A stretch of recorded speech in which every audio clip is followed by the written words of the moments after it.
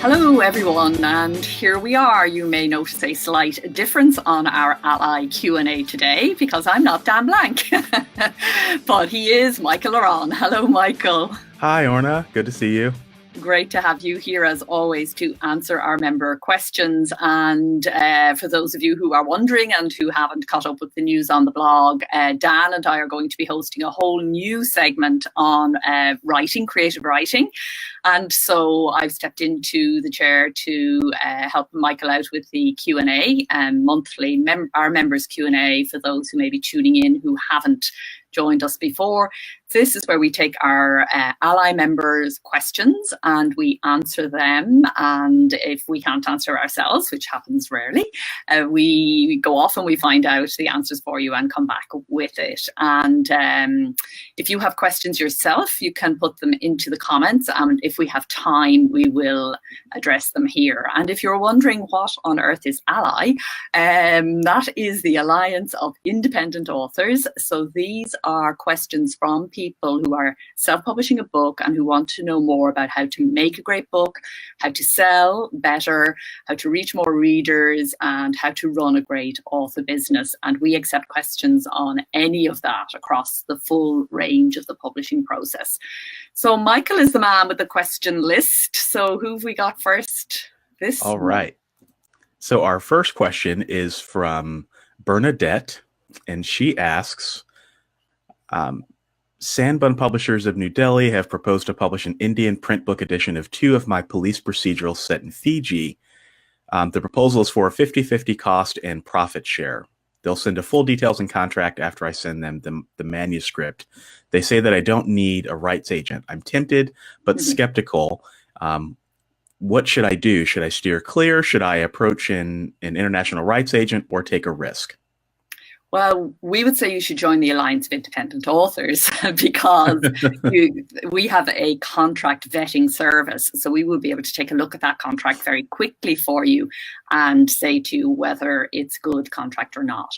And of course, the whole thing depends on what are they bringing for that 50%. So my immediate response, I don't know about you, Michael, you can share in a moment, but my immediate response would be a slight alarm bells going off here. Now, that may be because you haven't shared with us what they have shared with you, Bernadette, about what they are actually going to be bringing along here. And the point I'm trying to make is there is no advantage to you in going 50-50 with a publisher, in inverted commas, if you're taking, they say half the risk. But they're not counting when they say half the risk. They're not counting the time it took you to make the book and all the artistic endeavor that you bring and put into the book. That won't be counted, I'm sure, in their 50-50. So what is it 50-50 of, and what are they bringing for their 50? They are the kind of salient details that you need to get a hold of. But as I said, we'll look at the contract and we'll be able to help you, but that is a member-only service. What are your thoughts, Michael? Yeah, my thoughts are kind of similar to yours, Orna. I would also be curious to see what other books they've published, just as a publisher, because there are publishers out there that, they, and I can't speak for all of them, but sometimes they just don't give your book the love and the care that it needs, or they won't put the right metadata on your book. They won't use the right keywords. They won't use all the different promotional tools that Amazon and Kobo and Barnes and Noble have to offer. And so I would really look at the other people that are being published through this publisher and just look at the quality of their books. If it's not the quality of something that you would be happy with, then it's probably worth walking away. But if the quality is good, if it is good quality, then you just may want to consider what we have to offer at ALLi, and just always tread carefully and just really make sure you're paying attention to the rights that you're licensing with the contract, because what you don't want to do is make a decision in haste and then sign away your rights. Absolutely. And to that end, we have a guidebook called How Authors Sell Publishing Rights. And it's available for the members who are listening, freely available to download in the member zone. but freely available for anyone to buy on Amazon. So you can hop over to Amazon if you like, and that will give you a good outline on, how the whole rights business works, the fundamental underpinnings of copyright, what you own, what you are going to license and what you don't license when you get into an agreement with a publisher.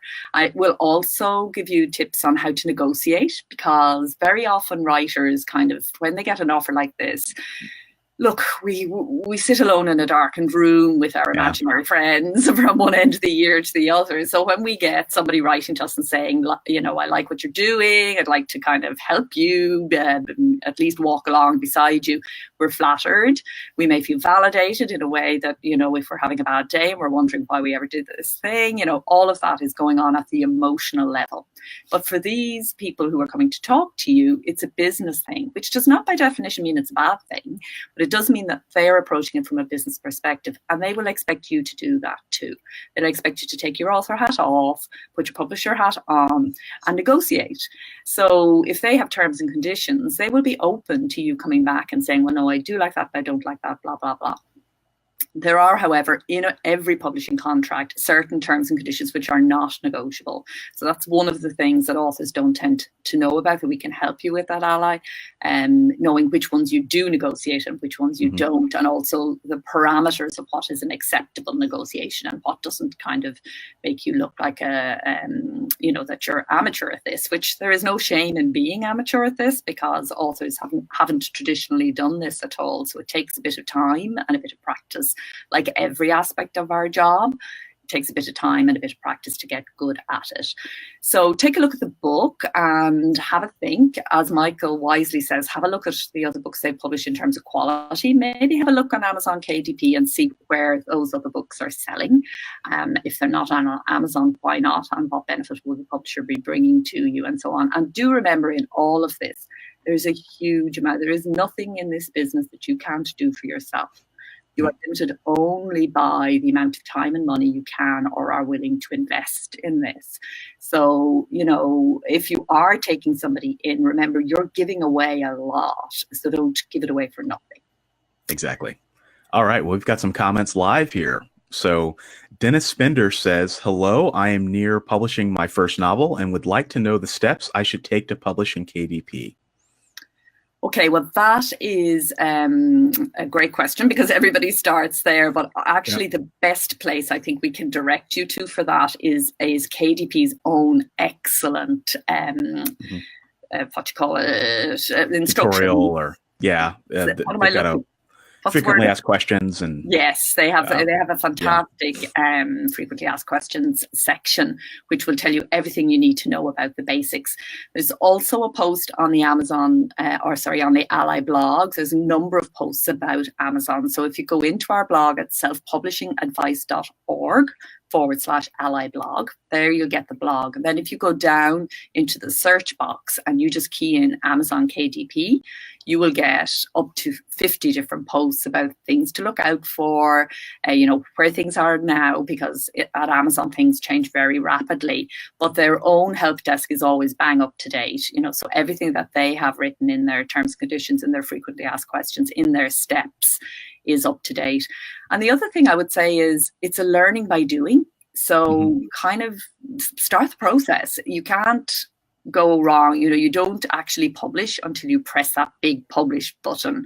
And there are lots and lots of steps along the way, and you'll save your book as a draft in the publishing desk. You can go away, have a think, come back. So it becomes very much more meaningful when you're actually engaged in the process of doing it, as opposed to kind of reading all about it. So I would say, if you've got something, as soon as you have a publishable manuscript and you've had it beta read by some other people and you've had it professionally edited and you've got a cover, preferably from a professional designer, then hop in and give it a go. Absolutely. All right, we have another live question here, and this is from Matted Beard. He says, I have written several novels and published them on KDP, and at present I've started to narrate them into audiobooks. I am totally clueless in promoting my books. Even worse, I'm terrible at marketing or at networking. I write under the name Kenneth J. Matthews. Is there any assistance from ALLi for people like me? So this is kind of the evolution of the last question, right? So you've published your book, and now you're ready to get it out there and start getting it in front of people. What tips do you have, Orna? Yeah, well, I have lots, and I'm sure you have too. But I will start by saying, just kind of laying out how it happens in the publishing business, and that's what we're talking about here very often, almost always with our member Q&A. We're talking about publishing, not writing. So once you begin to publish, then there are 7 stages and steps to that process. So there is the editing, which the beta reader and professional editor that I referred to when talking to our previous questioner there. We have the, then once you've got that, the design. So editing, design. Then it's about production and distribution, getting it up wherever it is you're going to put it out. So you've gone through, if you like, the first 2 and a bit stages by putting the book up there and making it available in, it seems like, one outlet. There are many possible outlets that you could be using, but you're using KDP. The next part of the publishing process is marketing and promotion, which is something different again. Marketing is about generally letting your readers know your book exists and you exist as an author and what you stand for. So that will be all about getting consistently around your online presence, so that when people come to your website, your Facebook page, your Twitter page, they get a very clear picture of, this is an author, this is his name, these are his books. And I see something immediately that jumps out to me is that you are known on Facebook as Matted Beard, but you write under the name Kenneth J. Matthews. So first thing, if you don't already have a Facebook page as distinct from your profile, you should set up a Facebook page under Kenneth J. Matthews, and then whenever you go out on Facebook as an author, as opposed to as Matted Beard, the cool and groovy guy that you talk to your friends and family, but when you go out as an author, you go out as Kenneth J. Matthews, so that people get used to seeing that name and knowing what that name does. So these are the marketing things you can do. Same with Twitter. It's also about maybe having business cards and perhaps bookmarks or something that if somebody says to you, what do you do? And you say, I'm a writer. And then they always say, what do you write? And then you can whip out something that actually they can take away with them and read afterwards, click into your website or whatever. All of that is marketing. It's about your general presence, being available, being known, and having a plan for each book as you come to launch and promote it. Promotion then, which often gets mixed up in marketing, and it's very useful to separate them. Promotion is a specific drive of time or money behind a particular book or behind you as an author. So it will be a project, a campaign, something with a beginning and an end. It could be a book launch. That's the most common form of promotion. And what you do on a book launch is very different as an indie than the traditional trade publishing launch. Or it could be something quite different. It could be a BookBub promotion. BookBub is a fantastic promotional website for authors who are reasonably established. It could be a price promotion, or it could be a talk in your local library. There are 100,000 million things you can do under the label of promotion. Then after promotion, we have rights sales, which is what our first questioner was talking about. And we have the whole thing of running an indie author business.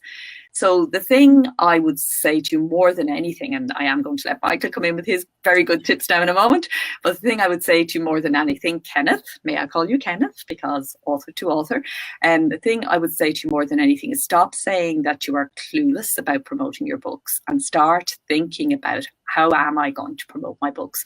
I'm getting good at this. I am a publisher. I'm going to be a good publisher. Here's how a good publisher would promote this particular book. And finally, just to say, it's a process of exploration. You know, you explore around it, you try something, you can't be sure in advance whether something works or not. So the quickest thing to do is actually to do it, give it a go, see, does it work? If it doesn't, stop doing it. If it does work, keep doing it, and then do the next thing. But a lot of the time, writers, we ruminate a lot about it, we think a lot about it, we imagine what might happen, we spend so much time doing that, we're not actually doing the thing itself, and which is the only way to know whether it does work or not.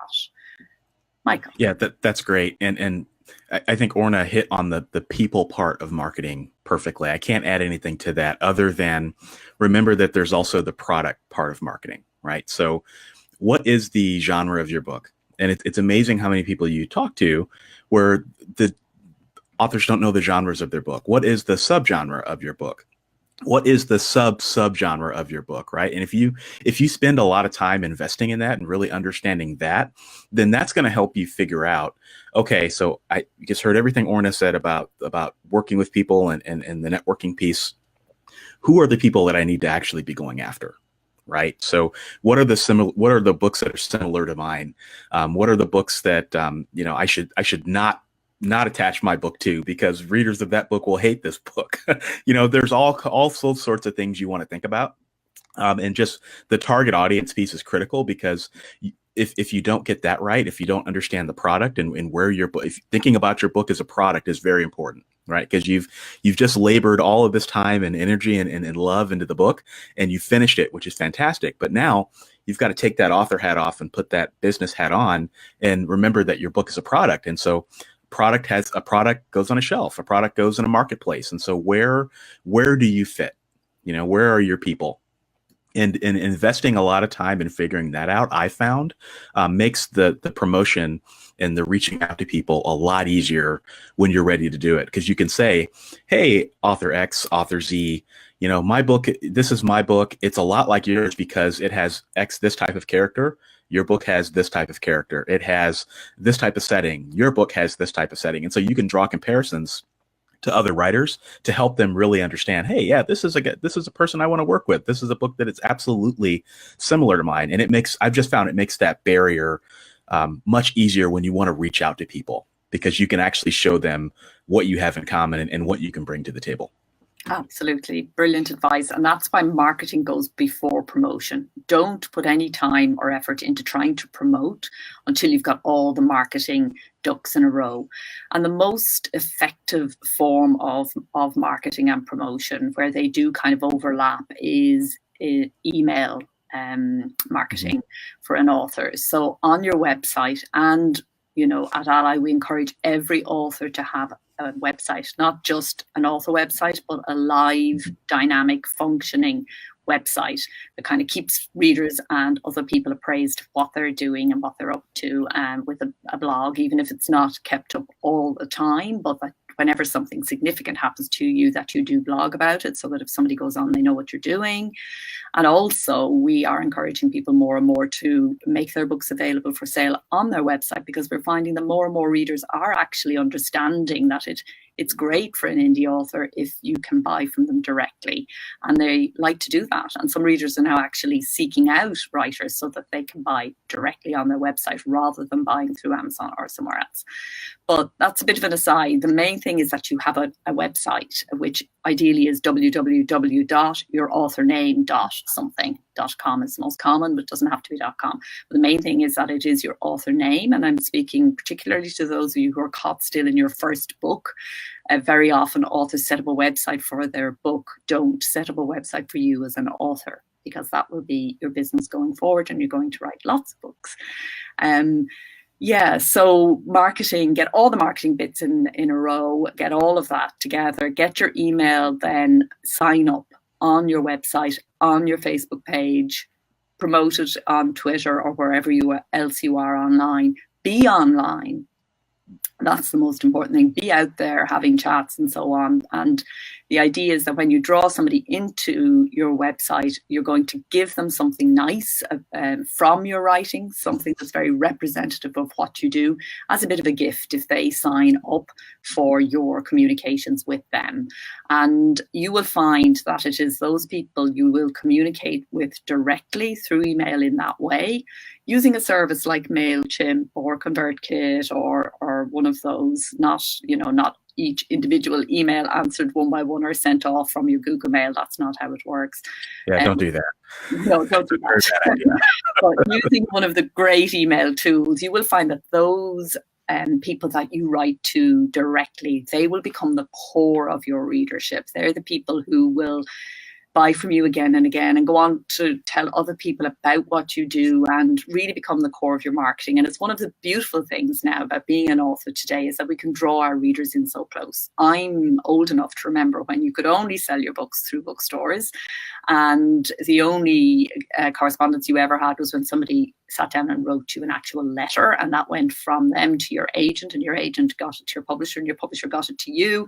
And it was all so distant and far apart. It always felt as a writer that you're kind of writing into this vacuum, whereas now your readers are close, and that's a wonderful thing. So yeah, and start there. Think about your reader, what you have to offer, and then just work through the steps, and you'll find that you will become good at marketing and promotion. Yep, one book at a time. One book at a time. All right. So Stuart Land asked another question here, or asked a question. He says, I've written a biography that I've copyrighted with the man who has since died. His dependent or heir now doesn't want me to publish it, but I own half the copyright, so I can.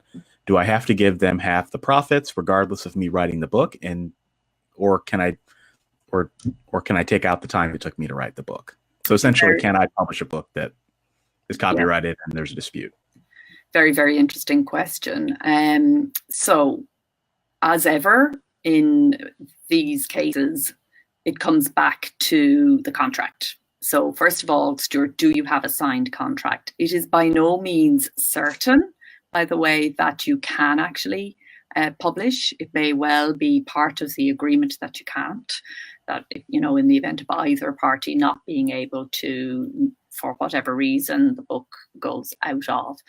So this is a complex case, and I definitely won't be able to address it without seeing what agreement was in place. If there was no agreement in place, then you're bound by copyright law anyway. So you said no, I'm taking that means there's no agreement in place. Okay, so you are bound by copyright law. So the other party, their heirs, have as much power here as your co-author. So copyright law grants the copyright to the descendants for 70 years after the death of the writer. So it looks to me like with this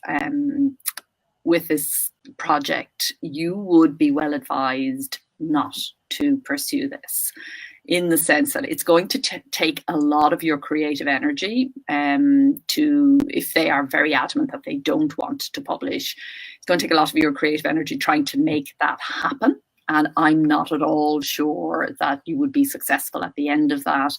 Can you afford to even pursue it? Copyright is a passive law. It only comes into effect when it is being pursued. In other words, when one party decides to sue the other.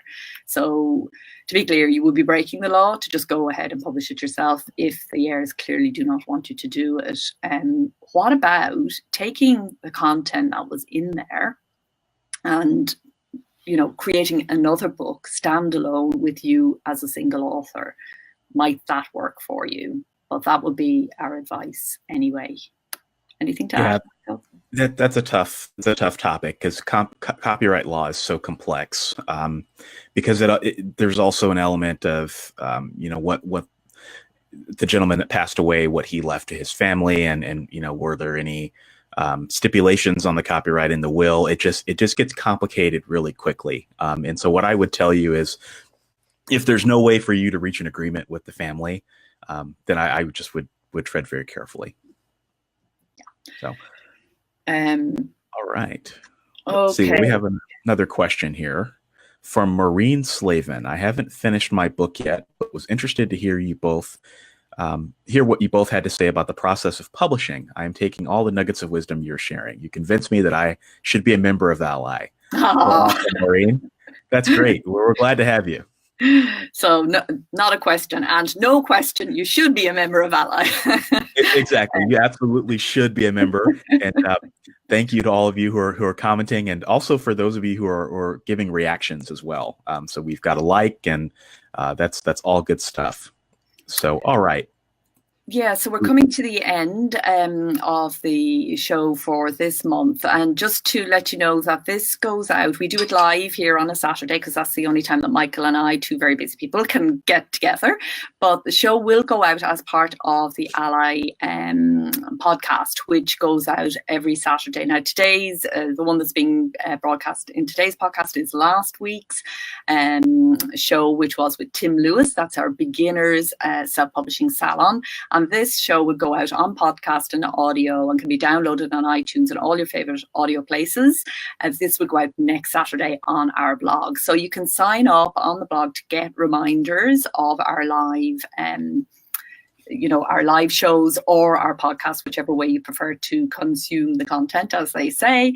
And we have some more questions that are coming in. We're going to save those questions and we will answer them on our next show, which will be in a month's time. So the equivalent Saturday, the second Saturday of the month, next month it's 1 p.m. here in London. And what time where you are, Michael? It is 7 a.m. here in Des Moines, Iowa. My, that man is pretty dedicated to you people. Yes. We may have to move that a little bit later. Okay, so, but yeah, we'll be here Saturday week. But if you sign up for membership, obviously you'll be kept appraised, but also on our blog, which is selfpublishingadvice.org/ALLi-blog. So that's it for us from London. This is goodbye from me. All right, goodbye, everybody. Have a great month.